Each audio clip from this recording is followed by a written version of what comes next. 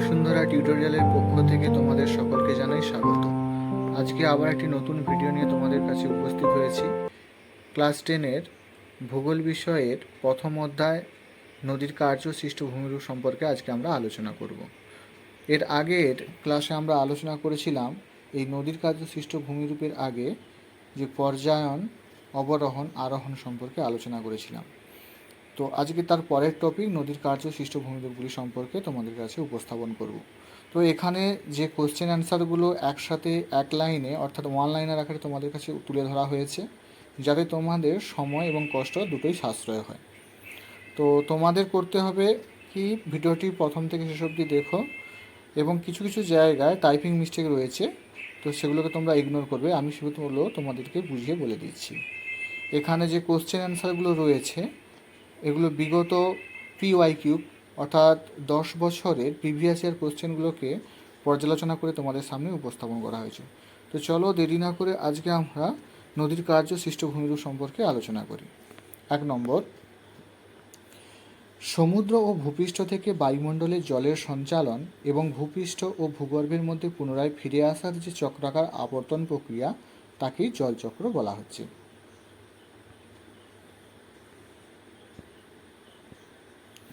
2, জলচক্রের প্রক্রিয়াগুলি হল বাষ্পীভবন, ঘনীভবন, অধঃক্ষেপণ, পৃষ্ঠপ্রবাহ, অনুস্রাবণ ও অন্তঃপ্রবাহ। একটি আদর্শ নদীর 3টি গতি দেখা যায়, যথা উচ্চগতি, মধ্যগতি ও নিম্নগতি।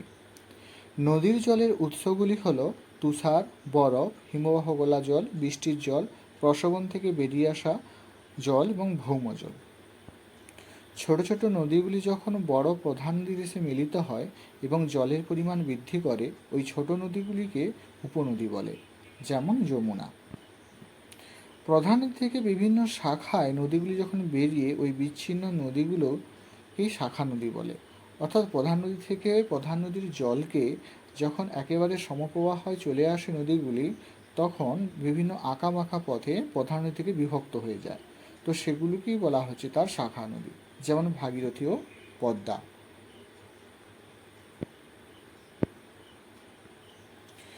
নদীর গতিবেগ দ্বিগুণ হলে বহন ক্ষমতা 64 গুণ বৃদ্ধি পায়। একেই নদীর ষষ্ঠ ঘাতের সূত্র বলা হয়।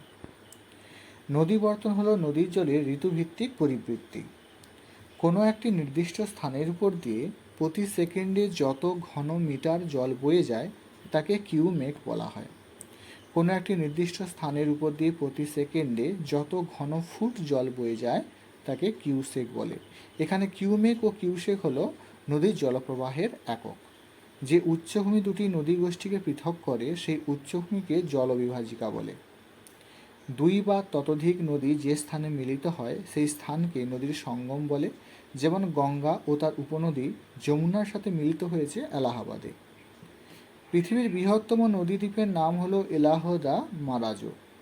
নদীর যে স্থান থেকে উৎপত্তি লাভ করে সেই স্থানকে নদীর উৎস বলে, যেমন গঙ্গা নদীর উৎস গোমুখ গুহা। নদী যে স্থানে এসে কোনো সাগর, মহাসাগর বা হ্রদে পতিত হয় সেই স্থানকে নদীর মোহনা বলে, যেমন গঙ্গা নদীর মোহনা বঙ্গোপসাগর। পার্বত্য গতিতে সৃষ্টি হওয়া দুটি ভূমিরূপ হল গিরিখাত, উপত্যকা, জলপ্রপাত প্রভৃতি। মধ্যগতিতে বা সমভূমি গতিতে সৃষ্ট হওয়া দুটি ভূমিরূপ হল অশ্বক্ষুরাকৃতি হ্রদ বা নদী বাঁক বা স্বাভাবিক বাঁধ। নিম্নগতি বা বদ্বীপ প্রবাহে সৃষ্ট হওয়া দুটি ভূমিরূপ স্বাভাবিক বাঁধ বা বদ্বীপ।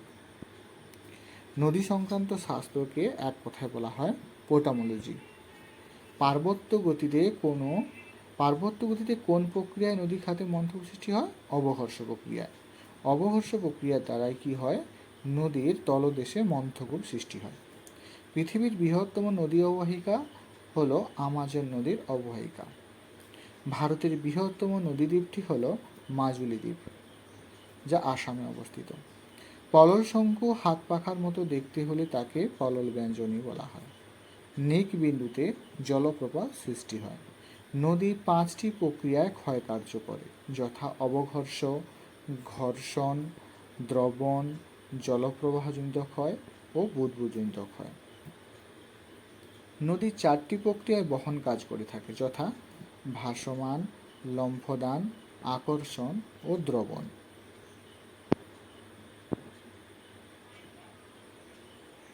একটি কাস্কেডের উদাহরণ হল রাঁচির জোনা জলপ্রপাত।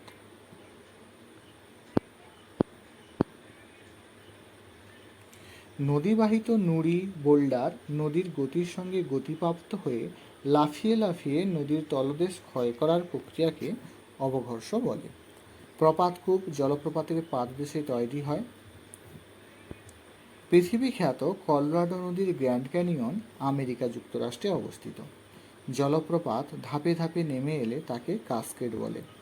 পৃথিবীর উচ্চতম জলপ্রপাত হল ভেনেজুয়েলার সাল্টো অ্যাঞ্জেল জলপ্রপাত। ভারতের নায়াগ্রা নামে পরিচিত চিত্রকূট জলপ্রপাত। দুটি নদীর মধ্যবর্তী অঞ্চলকে দোয়াব অঞ্চল বলে। এগুলি খুবই উর্বর ও সমৃদ্ধ হয়। খোলা প্রশস্ত ফানেল আকৃতির নদী মোহনাকে খাঁড়ি বলে। শুষ্ক অঞ্চলে গিরিখাতকে ক্যানিয়ন বলে। একটি জলবিভাজিকা হল ভারতের বিন্ধ্য পর্বত। পৃথিবীর দীর্ঘতম যুগ্ম নদী হল মিসিসিপি ও মিসৌরি। পাখির পায়ের মতো আকৃতির বদ্বীপ দেখা যায় মিসিসিপি মিসৌরি নদীর মোহনায়।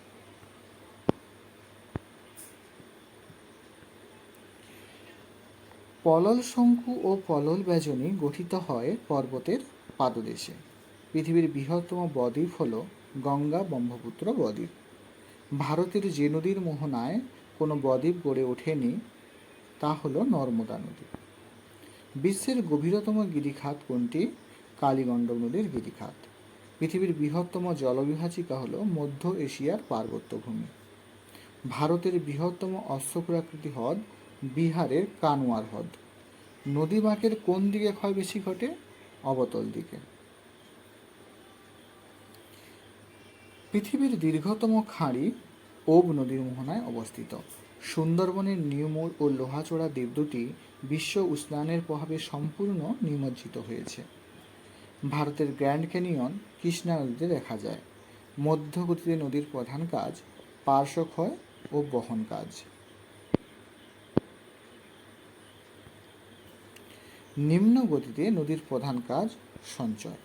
নায়াগ্রা হল পৃথিবীর সুদৃশ্যতম জলপ্রপাত। নদীর গতিবেগ পরিমাপের একক হল কিউসেক ও কিউমেক, যা আমরা আগেই আলোচনা করেছি। নীল নদের বদ্বীপটির আকৃতি ধনুক আকৃতি। নীল নদের উৎস ভিক্টোরিয়া হ্রদ। সমভূমি প্রবাহে নদী আঁকামাঁকা পথকে মিয়েন্ডার বলা হয়। এই মিয়েন্ডার নামটি তুরস্কের মিয়েন্ড্রস নদীর নাম অনুসারে কিন্তু এসেছে। ভারতের বৃহত্তম নদী গঠিত দ্বীপ হল মাজুলি দ্বীপ। তুরস্কের আগে যে আমরা বললাম তুরস্কের মিয়েন্ড্রস নদীর নাম অনুসারে এই মিয়েন্ডার নাম পরিচিত। সুবর্ণরেখার উপর হুড্রু জলপ্রপাতের নিচে প্রপাতকূপ দেখা যায়, যেগুলো খুবই ভয়ঙ্কর হয়। পৃথিবীর উচ্চতম জলপ্রপাত ভেনেজুয়েলার কারাও নদীতে অবস্থিত। পৃথিবীর সর্বাধিক জল বহনকারী নদীটি হল আমাজন নদী। তো এই ছিল তোমাদের 60টি কোশ্চেন অনলাইনার আকারে। আশা করি তোমাদের ভালো লাগবে। তো কোশ্চেন অ্যান্সারগুলোকে একসাথেই তোমাদেরকে দেওয়া হয়েছে সময়কে এবং কষ্ট সাশ্রয় করার জন্য। তো এর পরবর্তী ক্লাস তোমাদেরকে নিয়ে আসবো বায়ুর কার্য সৃষ্ট ভূমিরূপ। আজ এ পর্যন্তই। সবাই ভালো থাকো।